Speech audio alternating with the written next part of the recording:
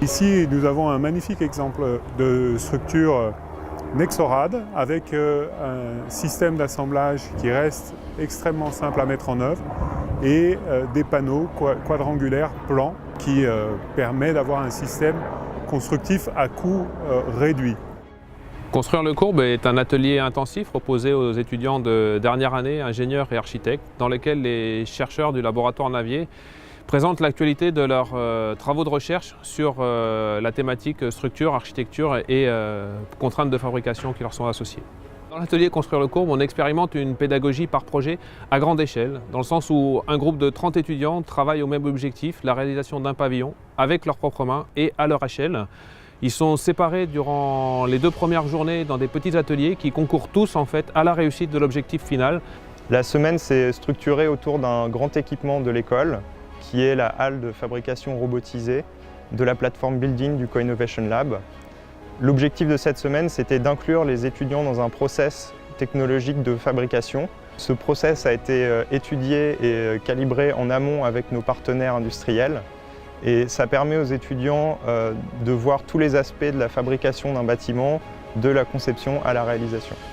Cette semaine, dans le cadre du workshop, nous sommes présents pour l'assistance technique lors des différents essais d'usinage, à la fois pour aider à mettre au point le process et surtout dans une grande phase difficile qui est la calibration entre les deux robots, puisque toutes les trajectoires sont envoyées par un logiciel CAO et les robots, eux, exécutent la trajectoire qui est calculée par le logiciel. Le fait qu'on puisse utiliser ces robots de manière un peu plus facile est permise par l'utilisation du logiciel HAL qui nous permet directement de traduire des besoins géométriques et des choses qui sont un peu plus abstraites sur de la commande sans que les utilisateurs aient réellement besoin de passer par ça. On va vers vraiment des choses nouvelles pour le domaine de la recherche. Il était important pour nous de pouvoir leur fournir des outils adéquats afin qu'ils puissent avancer dans leurs études et comprendre dès maintenant quels seront les enjeux de la conception des bâtiments de demain et en fait d'aujourd'hui.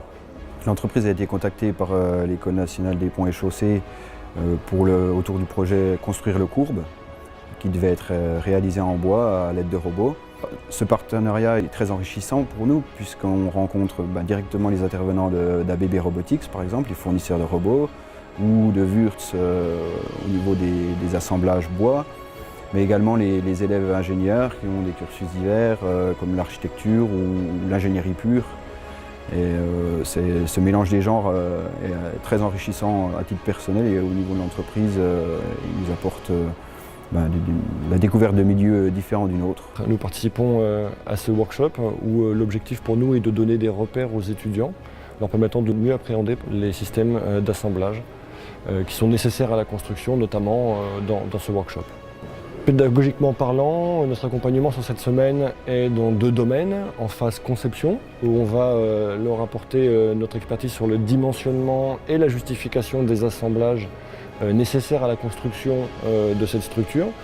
On va leur permettre aussi de caractériser ces assemblages avec des essais mécaniques sur la structure bois, mais aussi sur la dalle pour la liaison au sol. Et nous allons également les accompagner en exécution, de manière à leur faire découvrir l'utilisation des électroportatifs, l'assemblage de vis spécifiques, ce qui nous semble intéressant pour des ingénieurs, futurs ingénieurs qui sont souvent loin du terrain.